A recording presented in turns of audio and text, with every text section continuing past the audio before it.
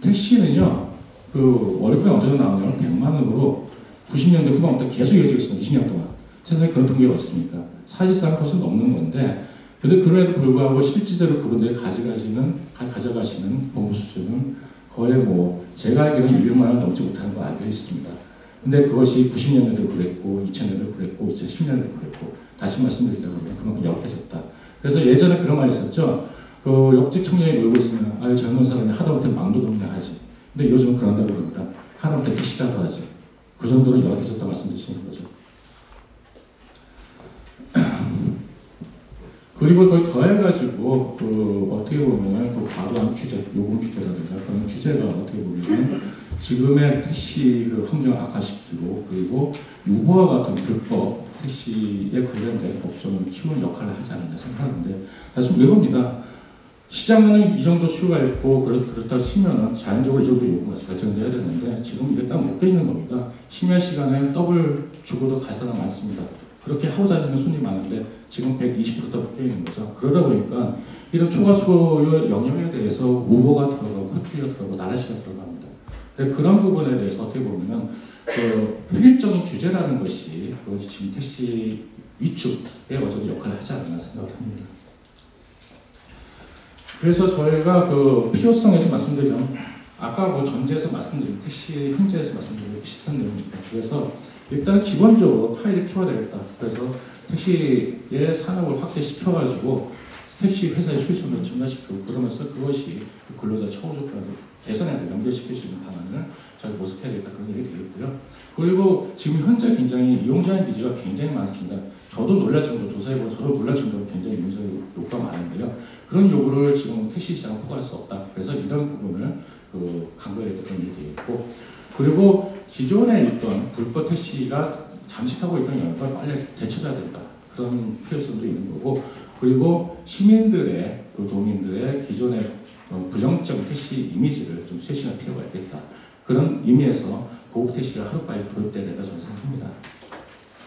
그 예를 말씀드리자고 그러면 하이야라고 일본에는 있습니다. 동경에 많이 활동하고 있는데 하이야라는 게 굉장히 생소하실 겁니다. 어떻게 보시면 하이야를 보면요 영어에 하이어입니다. 그러니까 영국에서도 블랙힐이 있고 콜 택시가 있습니다. 그는 프라이빗의 하이어드 비클 이렇게 얘기하는데 그 PHV라고 얘기하는데 그 하이어드의 일본식 발음입니다. 그래서 일본 사람들 발음이 모음이 5가지뿐이 없어요. 그래서 아이, 우여, 고뿐이 없는데 그 하이어를 발음하다 보니까 하이야가 된 겁니다. 특별한 의미가 있는 건 아닙니다. 그러니까 어감에서 아시다시피 이건 거의 대절 택시 비슷한 개념입니다. 그래서요.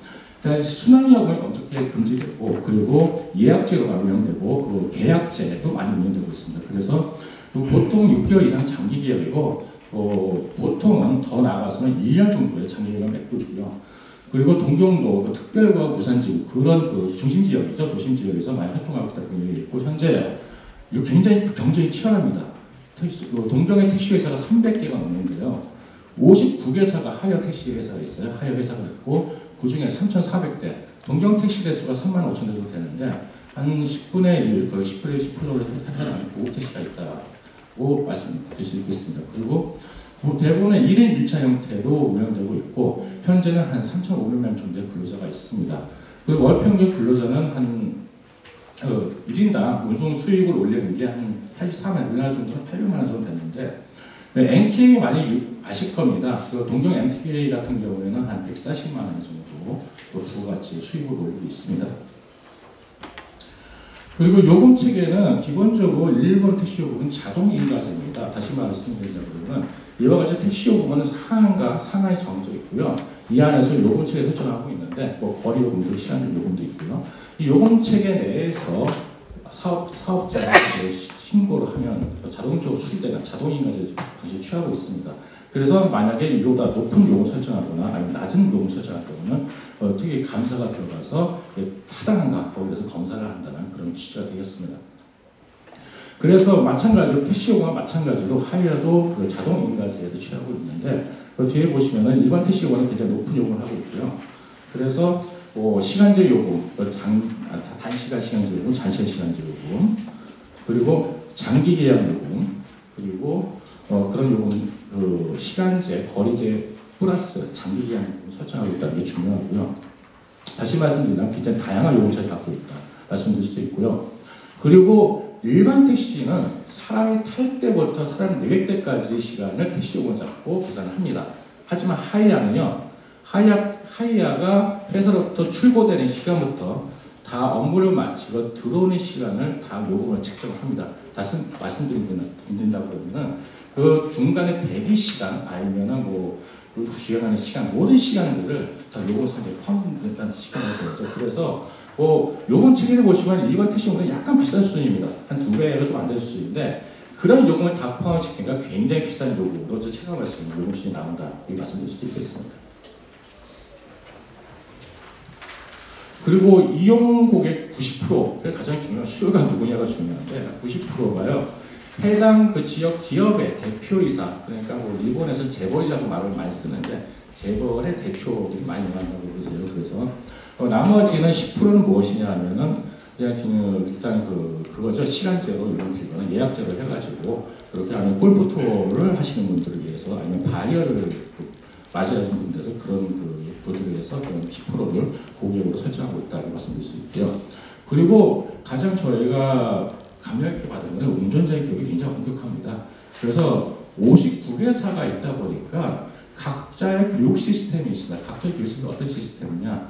2주 교육, 한 달 교육이 아닙니다. 보통 1년 동안 교육을 시킵니다. 그래서 신입사 연수시켜가지고 그 사람들 면허 따게 하고 그 사람들 또 교육시키고 시험을 보고 교육시키고 시험을 보고 그런 과정을 거쳐서 최종적으로 사장, 그 하이어 회사의 사장이 면접을 봅니다. 어떻게 직접 타고 면접을 봐서 이 사람이 오케이다 싶으면 채용을 하는 거고요. 채용 오케이다 아니다 그러면 재원시 시키든가 아니면 계약을 맺지 않습니다. 굉장히 1년 동안 투자를 한다는 개념에서 굉장히 중요한 실점을 얻을 수 있었고요. 그래서 이분들의 근무 시간이 조금 어떠냐? 근무 시간이 좀 다소 많습니다. 왜냐하면 사장님들이 아침에 새벽에 움직이시니까 사장님들 움직이는 시간부터 퇴근한 시간까지 보통 12시간 정도 되는 것 같아요. 그 시간 동안 운전을 하시고 근무를 하시고 그런데 보통 한 50만 원 정도 수입을 가져가신다고 그래요. 월. 그러니까 연으로 치면 한 5,500에서 6,000 정도 수입을 가져가시는데 일반 택시에 비해서는 한 1,500 정도 이상 고수입을 올리고 있다고 말씀드릴 수 있는 거고요. 연수 기간, 1년 동안 연수를 받는다고 말씀드렸는데 그 기간 동안은 월 28만 원 정도, 우리나라 돈은 한 250만 원 되는 거죠. 그런데 수입 보상합니다. 다시 말씀드리면 이게 돈이 될지 안 될지 모르지만 택시 회사가 이걸 거의 투자한다는 얘기입니다. 그래서 오죽하면은 교육 매뉴얼을 좀 보여주십시오. 저희가 좀 가져가겠습니다. 그랬더니 절대 주지가 않더라고요. 내용도 얘기하지 않고 그 정도로 어떻게 보면 영업비밀에 속하는 굉장히 교육 어떻게 지키냐 영업비밀에 속한다는 그런 신념이 굉장히 강하다고 말씀드릴 수 있고요. 그리고 하이야 차량이요 보통 6년 내연수를 갖고 있는데 보시면 이게 하이야인지 택시인지 아니면은 자가인지 구별이 안 되지 않습니까? 도저히 구별이 안 됐습니다. 저도 일본에서 6년 동안 공부를 했지만은 하이야 한 번도 본 적이 없습니다. 근데 이걸 출장 가서 어떤 게 하야다 알다 보니까 굉장히 눈에 많이 띄더라고요. 바로 그냥 앞에 보는 그 번호판입니다. 번호판이 초록색으로 보이죠. 자가용은 흰색입니다. 근데 영업용은 초록색이거든요. 이런 세단에 초록색 번호판을 달고 있다는 것은 하야입니다. 이와 같이 보시면은 일반 자가용 거의 구분이 되지 않고요. 그리고 차고지도 굉장히 넓게 변별대가 대기하는 걸 볼 수 있었고요. 그리고 메타기 같은 것도 보이지 않습니다. 메타기도 운전석 왼쪽 부분에 하단에 다 숨겨져 있는 그런 메탈리를 갖고 있고요. 굉장히 그런 부분에서 규제가 굉장히 약하다고 말씀드릴 수 있겠습니다. 그 다음에 제가 진짜 앞으로 한국 택시의 나갈 방향의 하나가 일본에서는 고급 택시를 보지 않고 있지만은 제가 꼭 이거는 해야 된다고 생각합니다. 복지 택시라는 건데요. 복지 택시라고 생각하시면 굉장히 생소할지 모르겠지만은 우리나라 서울시 장애인 콜택시 비슷한 개념 보시면 됩니다. 근데 그 콜택시보다도 더 이용 범위가 넓다. 우리나라는 굉장히 장애인도 등급 한정해서 이용자를 대상자 선정하고 있는데 일본 같은 경우는요 60세 노령자도 거동이 불편하면 신청을 받아서 운영을 하고 있습니다. 어떻게 보면 복지 개념을 한다는 측면에서 일본에서 복지 택시를 부르고 있는데 저는 어느 경제적 여력이 된다고 생각하면 자녀들도 경제적 여력이 있다 그러면은 이걸 꼭 굳이 지자체 보조금을 복지 택시를 운영할 필요는 없고 그냥 그분들이 돈을 내고 고급 서비스를 받을 수 있는 개념으로서 복지 택시를 가져가는 게 좋지 않을까 저는 개인적으로 생각하는데 일단 설명드린다고 그러면은 일단은 서비스 목적은 장애인 및 고령자 등의 교통약자의 이동성 확보에 있습니다. 그리고 이용 요건은 65세 이상의 고령자거나 60세 이상의 휠체어를 가진 그런 장애인들. 그래서 복지 택시는 대부분 같은 경우에는 세단이 아니라 그냥 유리 차량을 유니버설 디자인을 그러죠. 굉장히 큰 차량, 휠체어로 들어갈 수 있는 차량을 운영하고 있습니다. 근데 이게 처음에는 그랬는데 2007년부터 규제가 완화돼가지고 일반 세단도 복지 택시를 운영할 수 있게 규제를 법이 다 바뀌었습니다. 그만큼 고령화가 심각하다는 얘기죠.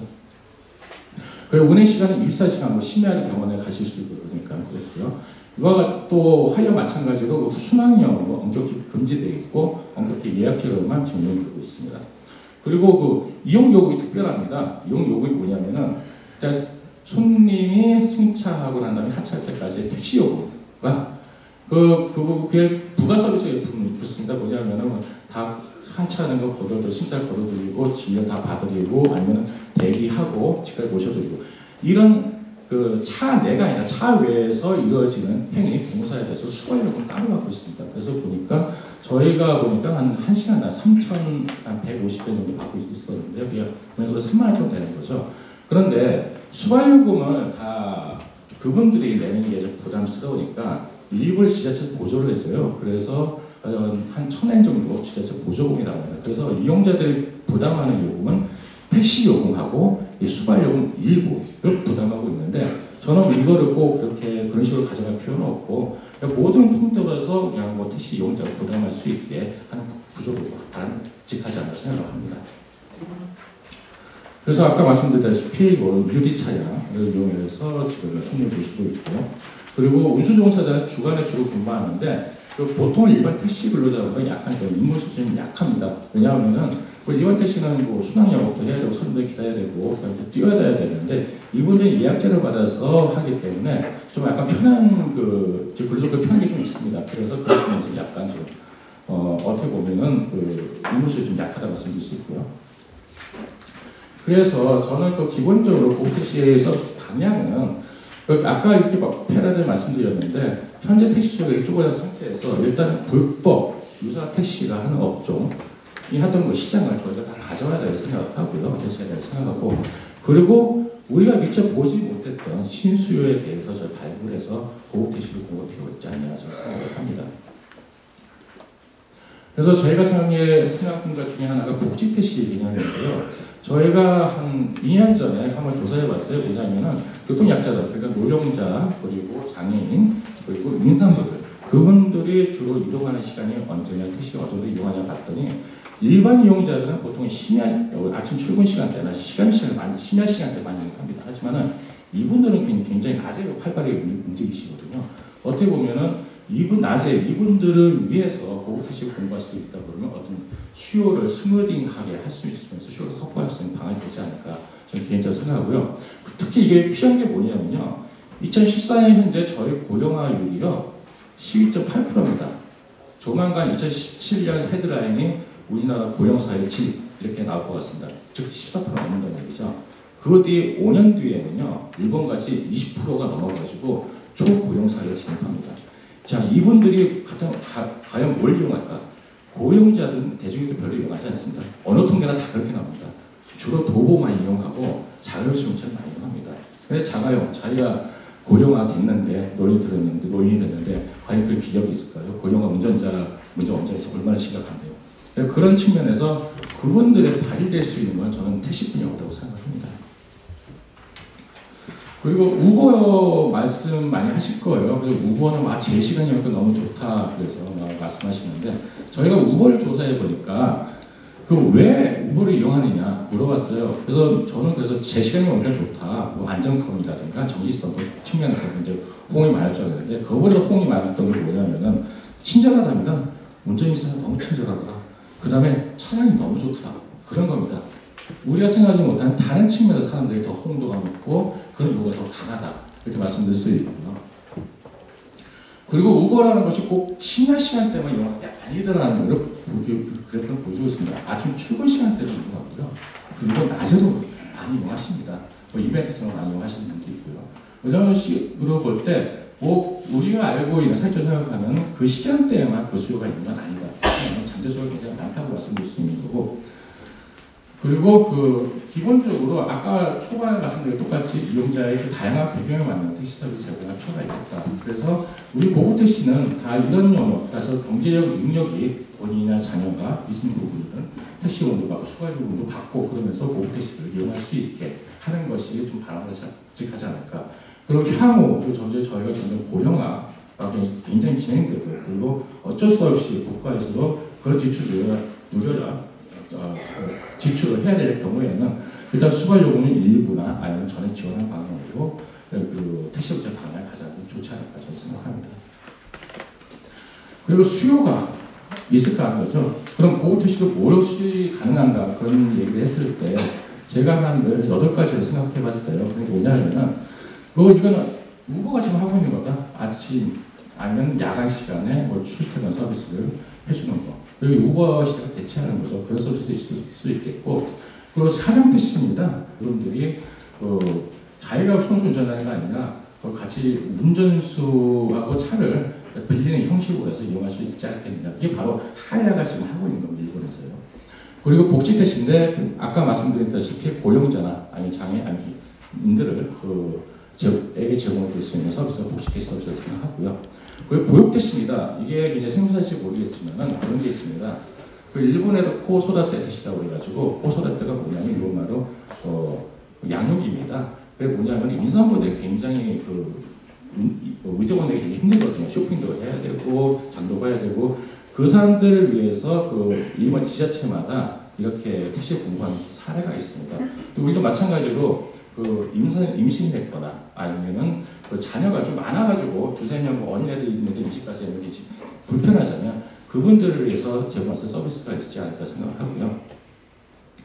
그리고 젊은 층도 많이 좋아하죠. 옛날에 드라마 보니까 리무진 빌려가지고 여자친구를 위해서 이벤트를 하는 모습 드라마에 나온 적이 있는데, 이와 같이 그냥 결혼식 때 차 많이 모시잖아요. 풍선 달고 그런 이벤트에서 많이 젊은 층이 이용할 수 있는 택시 서비스가 가능할 것 같고요. 투어 택시가 뭐냐면은 그겁니다. 사장님들 접대할 때 골프 투어 많이 하시죠. 골프할 때 차가 4대로 가는 게 한 차로 가는데 그런 거를 고급 택시도 할 수 있고, 아니면은 바이어나 아니면 외국에서 송영할 때 이런 서비스도 이용할 수 있다 생각을 하고요. 그리고 이거는 우리나라 학원 많이 다니죠. 강남에 보면은 애들 학교 시간에 자가용차 쫙 서 있습니다. 그 수요를 택시가 대체할 수 있는 가능성이 있지 않을까 저는 생각했고요. 그래서 이런 가까워서 서비스에 대한 수요가 있느냐, 저는 대표적인 2개만 갖고 왔습니다. 뭐냐면은 조사업체에서 조사를 한 건데, 일단 야간 및 출근 서비스는 우버가 대체하는 서비스입니다. 거기에 대해서 선호도를 봤더니 거의 70%가 굉장히 좋다 이런 말씀을 하셨고, 그 지부 의향을 보면은 이렇게 3배 정도 가도 그렇게 이용하겠다는 수요가 굉장히 있습니다. 그런 측면에서 굉장히 밝지 않아서 생각을 하고, 그리고 지부 의사를 보면은 한 10분의 수배 되면은 2배, 15분에도 2배. 그런 이게 비율은 좀 줄어들긴 하지만 충분히 이용할 수, 지부 의사를 받는 사람이 굉장히 많다 이렇게 말씀드릴 수 있고요. 제가 아까 향후에 굉장히 바람직하고 있어야 될 서비스가 복지 택시라고 말씀드렸는데, 그 부분에서도 보면은 저희가 이거를 한번 조사를 해봤는데, 일단 가족 중에 노부모나 장애 가족이 있느냐 물어봤더니 있는 분들이 답을 했겠죠. 그래서 어느 정도 이용하느냐, 예치가 어느 정도 하냐 물어봤더니 한 6.7에 한 달에 정도 이용한다고 그랬는데, 그렇다고 그러면은 동행하느냐고 봤더니 동행한다는 의견이 그렇게 많더라고요. 그럼 누가 동행하느냐? 아들, 딸 보면은 배우자도 있고요, 며느리 있고, 이분들 주변에 있는 사람을 모시는데, 저는 왜 이게 가능성이냐 생각하는 편이냐면요. 제가 굉장히 부모님이 멀리 살아요. 멀리 살고 있는데 아버님 병원에 자주 왔다 갔다 하셔야 돼요. 근데 만약에 아버님 급히 아프다 어디 병원 가야 된다 그랬을 때, 알겠습니다. 제가 바로 차 몰아가지고 아버님 병원까지 데려다 드리고 다시 집에까지 모셔드리고 가느니, 차라리 이런 서비스 있다 그러면 전화해가지고 우리 아버님 병원 가시는데 좀 부탁드립니다 해가지고 이렇게 서비스 제공하는 것이 오히려 더 효율적이고 어떻게 보면은 그런 층의 수요가 굉장히 많지 않을까 저는 생각했는데 과연 직원한테 물어본 결과 저 같아도 하겠다 이렇게 의견이 굉장히 많았습니다. 그래서 이걸 조사해보니까 그 실제로 설문조사를 해보니까 이용 의향이 거의 70% 가까이 됐고요. 그리고 요금 수준도 보려면 2배까지도 거의 반 정도가 이용하겠다 하는 의견을 보이고 있습니다. 그래서 이런 특별히 이분들에 대해서는 그냥 최대 지불 의향을 물어봤더니 택시요금 이게 요금이 두 가지 구조인데 그래서 택시요금도 있고 수발요금이 수반되기 때문에 택시요금 1.5배의 지불 의향은 14,000원인데 이거는 평균이니까 별 의미가 없고요. 최대 지불 의향이 얼마나 물었더니 18,000원. 택시요금 3배다. 그랬을 때 시간당 수발요금은 얼마냐 물어봤더니 한 2만 원 가까이 됐습니다. 그러니까 이거는 다 평균치니까 특정 계층만 상대, 그러니까 그 경쟁 능력이 진짜 있는 사람을 상대로 설문조사한다 그러면 훨씬 더 많은 2만 5천, 3만 원까지 나올 수 있다고 생각합니다. 그래서 저희가 일단 고급 택시를 공급하기 위해서 어떻게 보면은 좀 개선될 사항이나 그런 것을 정해봤는데요. 보면은 일단은 요금 규제 등 국토부의 정부의 그다음에 지자체의 규제가 많이 완화될 필요가 있지 않나 생각을 하고요. 그리고 일단 이 시장이 추방하게 된다 그러면 경쟁이 피한정적이다. 이거는 일본의 하이에서도 마찬가지고. 근데 문제가 뭐냐면은 공급체가 많이 난립한다는 거죠. 그랬을 때 어떤 현상이 벌어지느냐. 일단 시민들의 인식이 부정적으로 바뀔 수 있습니다. 뭐냐면은 기존의 택시 차종은 똑같은데 사람도 똑같은데 서비스는 나눠지지 않는데 왜 고급 택시가 비싸려고 하냐. 그랬을 때 감당을 못하는 거죠. 그런 측면에서는 어떻게 보면 정돈될 필요가 있지 않느냐 저는 생각을 하고요. 그런 측면에서 일단 본격적인 시범에 앞서가지고 일부 지자체, 준비된 지자체, 하고 있는 준비하고 있는 지자체를 필터해서 시범 사업을 펼친 다음에 거기서 나타날 수 있는 문제점, 부작용 그걸 충분히 검토하고 난 다음에 전국적으로 시범하는 것을 하지 않을까. 그렇게 시간이 오래 걸릴 것 같지는 않습니다. 그리고 일단 이렇게 된다고 그러면은 일단 여태까지 사업성, 수익성이었기 때문에 근로자 소급해서는 안 된다. 그런 얘기가 좀 약간 속 들어가지 않을까. 다시 말씀드리다 그러면 수익성이 개선된다 그러면 당연히 근로자 처우 개선을 해야 되고요. 그런 모범사를 만들어서 전국적으로 확산시킬 필요가 있지 않을까 생각을 합니다. 그리고 아까도 말씀드렸지만 일단 택시나 사용 사업이다. 저는 그렇게 절대 생각하지 않습니다. 서울시만 해도 택시시장 규모가 2조 8천입니다. 근데 대중교통, 버스하고 지하철하고 합쳐서요 한 3조가 좀 안 됩니다.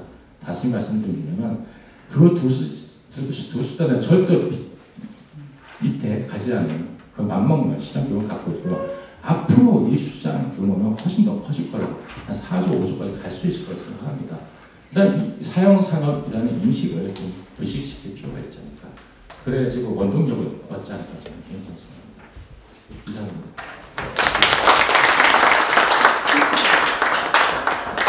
네, 변호사님 고생하셨습니다.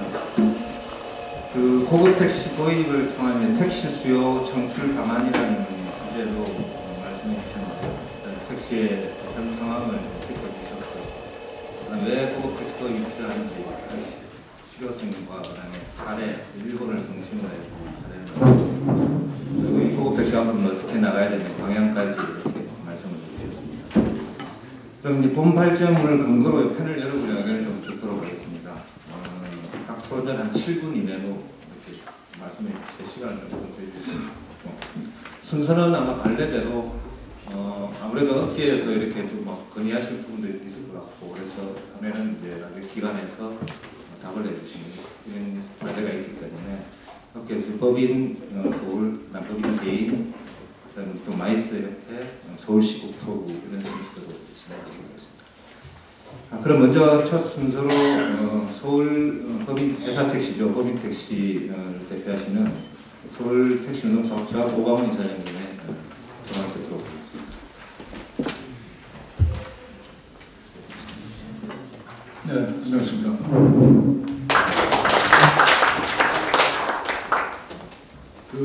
안규장 박사님께서 거의 고급 택시의 필요성이나 이런 건 너무 세세하게 해주셨고 또 풀어야 할 규제 문제라든지 이런 부분에서 너무 자세하게 좀 해주신 것 같습니다. 그리고 저희 그 법인 택시에서는 이제 제가 저희 그 시하고의 지금 국토부에서 감천 제의도 나온 것도 택시 수가 너무 많아서 영업이 안 된다. 이제 그 측면이에요. 근데 그러다 보니까는 이거를 강제적으로 줄이려니까 여러 예산 문제도 따르고 뭐 그런 게 대해서 좀 감차도 사실 이게 원활하게 진행이 될지는 모르겠습니다. 근데 우선 저희가 봤을 때 우선 우리 서울이 뭐 대한민국 전체가 그렇습니다만 지금 택시가 대한민국 택시는 보면 소위 뭐 저희 가등이라고 그러잖아요. 위에 뚜껑 달고 돌아다니는 택시로만